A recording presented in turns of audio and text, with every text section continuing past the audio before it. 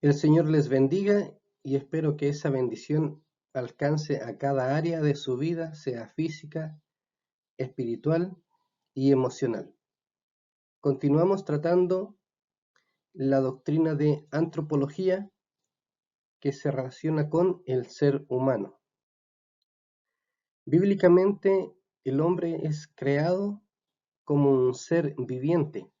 En Génesis 2:7 se nos dice que fue creado del polvo en combinación con el aliento de Dios. Como resultado, un ser viviente con características únicas.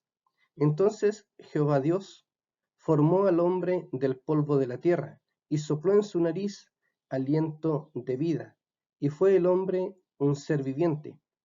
Ahora, como un ser viviente refleja la imagen de quien lo creó. Este comienza, el ser humano, la vida como una vasija de barro en su estado primordial, pero su fin es un cuerpo glorificado, presentado a Dios reconciliado como resultado de la obra redentora de Jesús. En este párrafo vemos el inicio y el fin, el propósito último del ser humano. Comienza su vida como una vasija de barro en la creación. Eso es lo primero que vemos en la Biblia en relación al ser humano, creado por Dios. Pero su fin hacia la eternidad es un cuerpo glorificado, como resultado de la obra única del Señor Jesús. Todo aquel que cree tendrá esta bendición para la eternidad.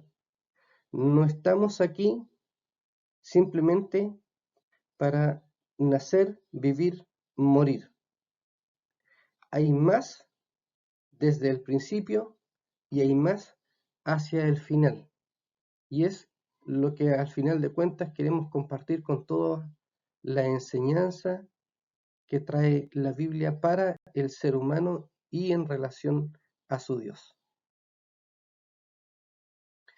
El hombre posee un cuerpo físico y si en su inicio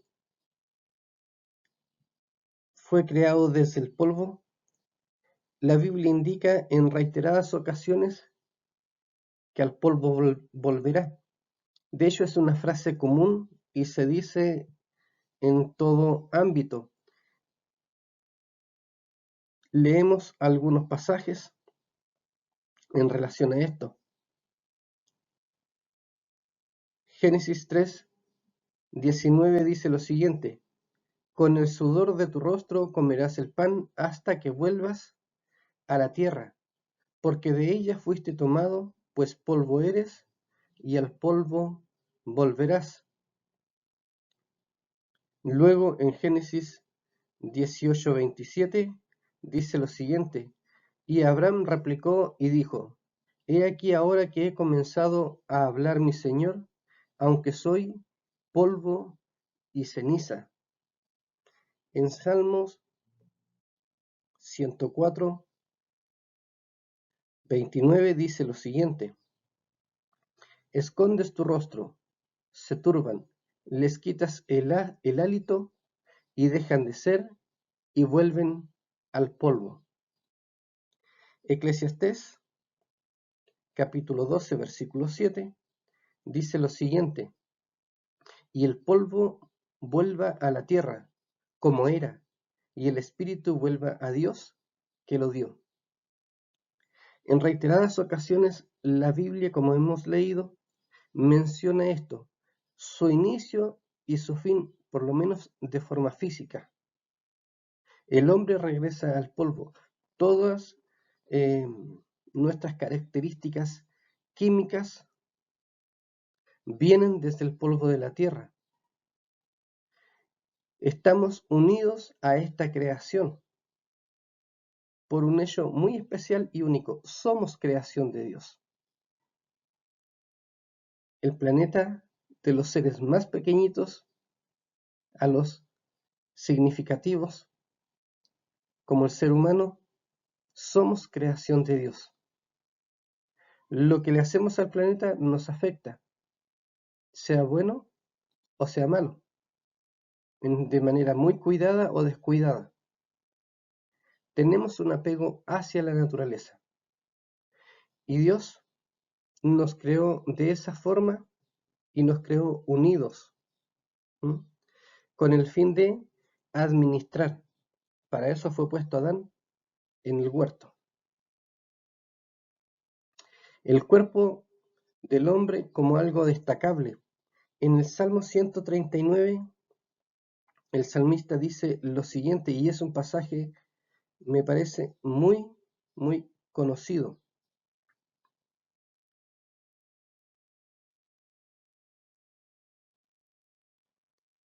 Versículo 14. Te alabaré, porque formidables, maravillosas son tus obras. Estoy maravillado y mi alma lo sabe muy bien. No fue encubierto de ti mi cuerpo, bien que en oculto fui formado y entretejido en lo más profundo de la tierra. Mi embrión vieron tus ojos, y en tus libros estaban escritas todas aquellas cosas que fueron luego formadas, sin faltar una de ellas.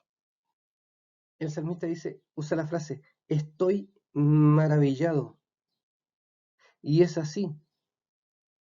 El cuerpo del ser humano es algo increíble y debe ser cuidado, protegido, admirado también. Nuestro cuerpo es único y es especial, es creación de Dios. Cuando dice, en tus libros estaban escritas todas aquellas cosas que fueron luego formadas sin faltar una de ellas, se ha interpretado de dos maneras. Primero, es nuestro cuerpo físico.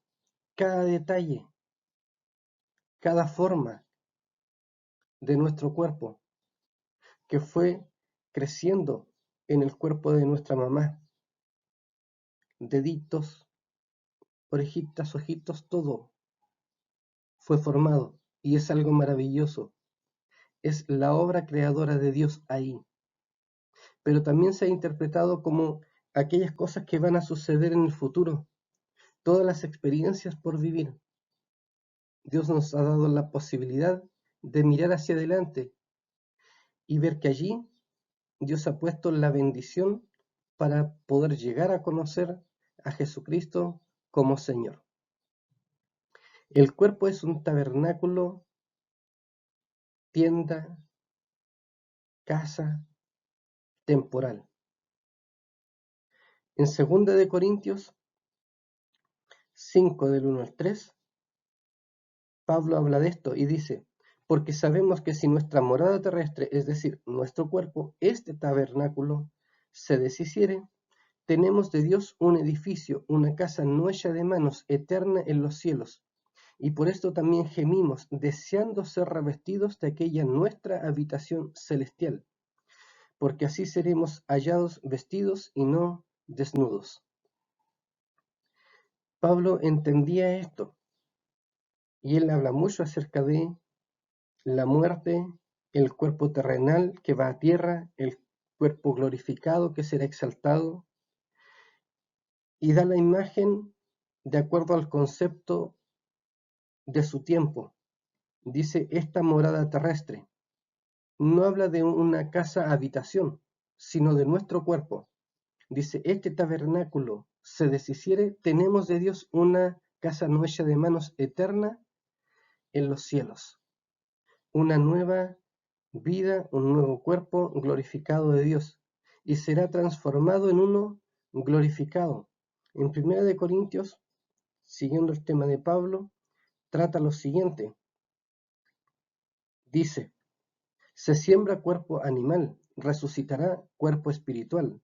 Hay cuerpo animal y hay cuerpo espiritual.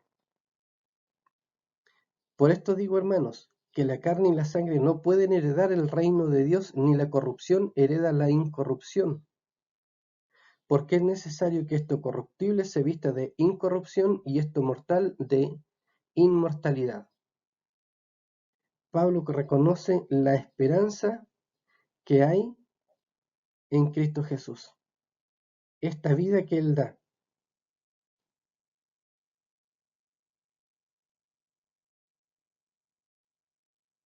En Juan 5:25 leemos: de cierto os digo, viene la hora y ahora es, cuando los muertos oirán la voz del Hijo de Dios, y los que la oyeren vivirán. Esta frase de cierto te digo, depende cómo sean las palabras usadas en su país. Es de veritas, es de verdad, o dicho de otra forma es, esta verdad es algo seguro.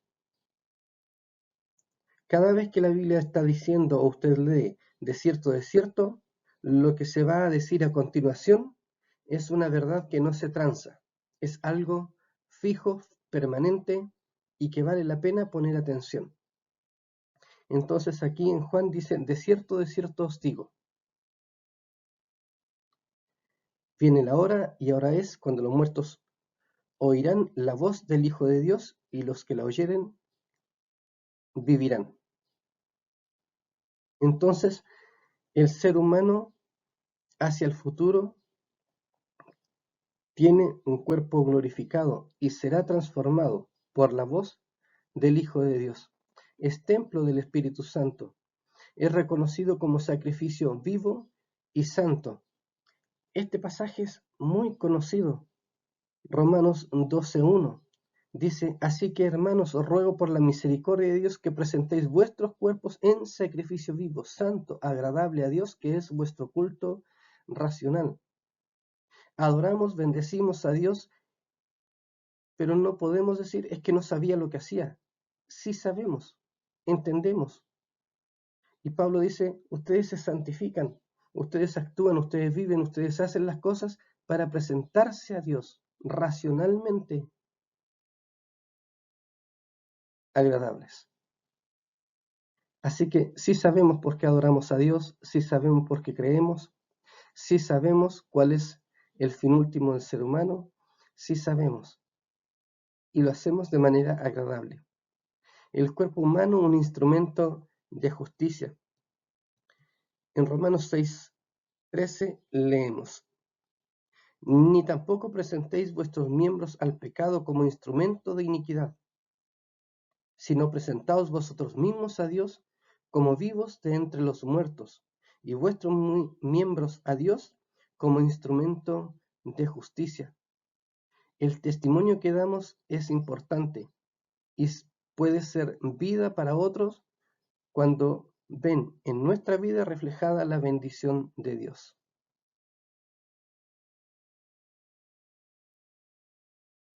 Beneficios del cuerpo del creyente: sanidad física, vivificación del cuerpo mortal. En Mateo 8:16 leemos: y cuando llegó la noche, trajeron a él muchos endemoniados, y con la palabra echó fuera a los demonios y sanó a los enfermos, para que se cumpliese lo dicho por el profeta Isaías cuando él dijo: él mismo tomó nuestras enfermedades y llevó nuestras dolencias. La profecía del Antiguo Testamento se completa en Jesús. Él es la promesa de Dios hecha en el Antiguo Testamento. En Romanos 8:11 es un versículo muy especial. Dice: y si el espíritu de aquel que levantó de los muertos a Jesús mora en vosotros, el que levantó de los muertos a Cristo Jesús vivificará también vuestros cuerpos mortales por su espíritu que mora en vosotros.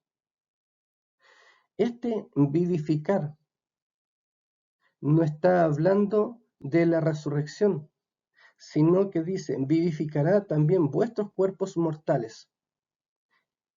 Reconocemos que tenemos un cuerpo sujeto a muerte, es decir, es por ley biológica, decirlo de alguna manera, vamos a morir. Hay algunas personas, entre paréntesis, que no les gusta hablar de la muerte, pero es un hecho. Es así, vamos a morir. Pero antes de que llegue esa mortalidad, Dice Pablo que Dios va a vivificar este cuerpo mortal. Traerá vida sobre vida, no solo vida física, sino también una vida espiritual, un reconocimiento de quién es Dios y poder vivir así la vida de una manera diferente. El creyente será sometido a juicio. Hay algunos que no les gusta esto, pero entender que seremos llevados a juicio ante el tribunal de Cristo por todas las cosas que hayamos hecho. Esto lo dice 2 Corintios 5:10 y Romanos 14:10. Me agrada el pasaje de Romanos, que es poco citado, citan mucho el de 2 Corintios, pero en Romanos 14:10 nos habla del cuidado que debemos tener no solo hacia afuera, no solo con los no creyentes, también con el creyente, con nuestros hermanos en Cristo. Dice, pero tú, ¿por qué juzgas a tu hermano o tú también? ¿Por qué menosprecias a tu hermano? Porque todos compareceremos ante el tribunal de Cristo. La relación que debemos tener es única. Termina diciendo en el versículo 13, así que ya no nos juzguemos más los unos a los otros, sino más bien decidid no poner tropiezo u ocasión de caer al hermano. El cuerpo humano lleva consigo la imagen de Adán y la de Dios. Así dice en 1 Corintios, como hemos traído la imagen del terrenal, traeremos también la imagen del celestial. Traemos la imagen de Adán en el cuerpo físico, pero espiritualmente, creyentes en Cristo, vamos a traer la imagen del celestial, de ese cuerpo glorificado, distinto al terrenal. El ser humano tiene una vida inmaterial. El elemento inmaterial tiene por lo menos 9 términos que podrían intercambiarse en algunos casos. En esta lista uno puede buscar todo ello que se refiere ya no solo al cuerpo físico, sino que lo que va más allá del cuerpo físico, algo distinto. Entonces, se ha visto o se ha referido a él en algunos términos como vida, alma, espíritu, mente, corazón, fuerza, voluntad, sentimientos. El ser humano no es solo algo físico, sino que también tiene un elemento inmaterial que se reconoce en uno de estos términos como voluntad o el yo. En cuanto a ese origen, hay 3 posturas en relación a esto. La primera es la preexistencia, por supuesto no tiene apoyo bíblico y es referida a la transmigración del alma, reencarnación. El hinduismo, como religión moderna, cree en esto. En la postura histórica en el tiempo de Pablo, los griegos pensaban eso. Los griegos pensaban que el mundo real es el espiritual y que las almas estaban ahí. Luego, cuando nació una persona, esa alma entraba en la persona, al morir esta persona, el alma volvía a ese mundo espiritual y era un ciclo constante de reencarnación. Por supuesto, eso no tiene apoyo bíblico. Así que los cristianos no creemos en la reencarnación.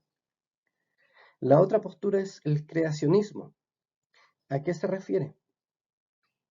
Que actualmente Dios está creando almas puras, pero estas almas puras está la contradicción porque es puesta en cuerpos pecadores. Y esto sucede entre la concepción y el nacimiento. Durante esos 9 meses, en algún momento, Dios coloca esta alma pura que ha creado dentro de un cuerpo pecador. Pero eso produce una tremenda contradicción. ¿Por qué Dios pondría un alma pura dentro de lo que ya se reconoce como cuerpo pecador? Es una contradicción y no parece razonable. La tercera postura en relación al origen del alma o el espíritu se conoce como traducianismo, o lo van a encontrar en algún caso como traduccionismo. Esta postura afirma que el hombre completo, íntegro, fue creado en Adán. De hecho, no vemos nosotros levantándose a alguien del polvo en el patio de nuestra casa o en algún campo y de allí nazca un nuevo Adán. No lo vemos de esa forma. Así que el ser humano fue creado íntegro en Adán. Dios le sopló aliento de vida en Adán y luego lo dejó propagar la especie. En Génesis 5:3 hay un pasaje que podemos leer y revisar un poquito. Y vivió Adán 130 años y engendró un hijo a su semejanza, conforme a su imagen. Entonces, al igual que Dios creó a Adán a su imagen y semejanza, desde luego de forma externa, esa imagen, como hemos visto, no refleja lo físico, porque Dios es espíritu, pero sí refleja voluntad, sentimientos. Adán, cuando engendró a un hijo a su semejanza, conforme a su imagen, lo hace desde el interior, no exterior, como lo hizo Dios con él. Entonces, ahí entendemos que todas las personas nacemos con una imagen, y es la imagen del hombre terrenal, de Adán. Pero genéticamente traspasamos características de papás a hijos.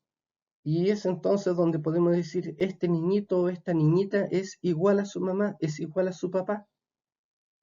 Y no solo traspasa la forma física, también lo emocional y características en cuanto a personalidad. Es igual a su papá, pero se porta como la mamá.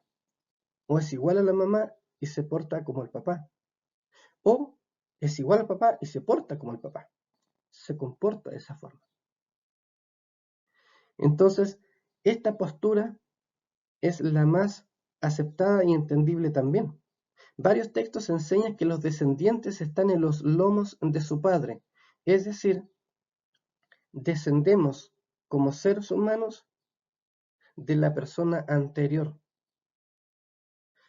Si hilamos y unimos todo esto hacia el principio, está en Adán, porque Dios creó a Adán y a él le permite esto, vivificar o traer vida.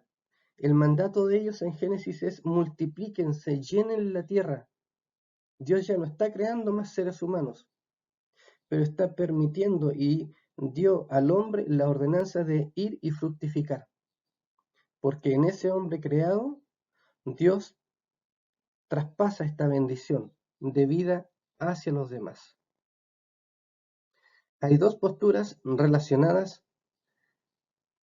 Una es dicotomía y sostiene que los términos alma y espíritu son intercambiables. Alma en relaciones humanas y espíritu en relación con Dios. En Génesis 2:7 no dice que tiene un alma, sino que fue un ser viviente. La otra postura más conocida es la tricotomía. En Génesis 2:7 el resultado del polvo y el aliento da una tercera parte, que es el alma o el ser viviente.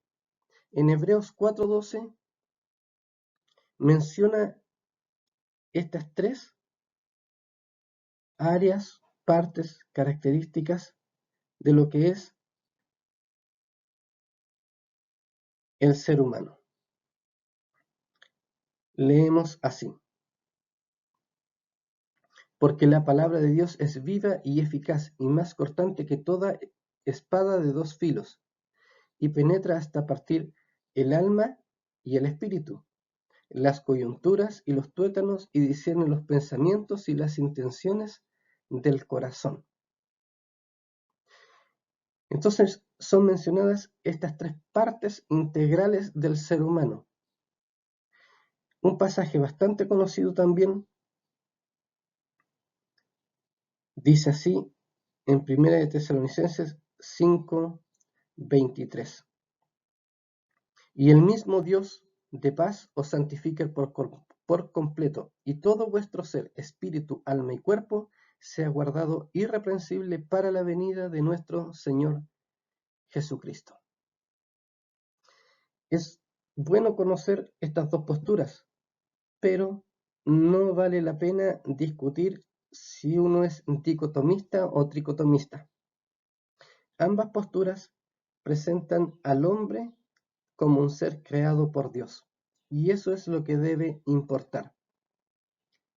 Seamos dicotomistas o tricotomistas, que es la postura de la mayoría, esperamos la bendición de Dios en Cristo Jesús.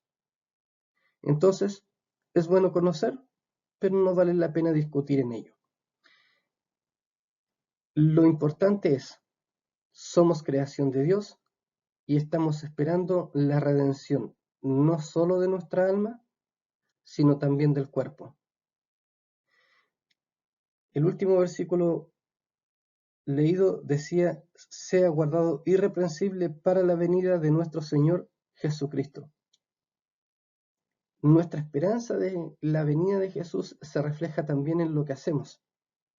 Y es ahí donde nuestro testimonio debe reflejar al Dios de vida que nos da vida. No solo la vida física de este cuerpo mortal, sino también la vida espiritual. Y además, la restauración emocional, que en muchos casos también es necesaria. El Señor te bendiga, el Señor te cuide, vivifique tu cuerpo mortal, sane tus recuerdos y dé esperanza de vida eterna. Un abrazo, cuídense, nos vemos en la próxima clase.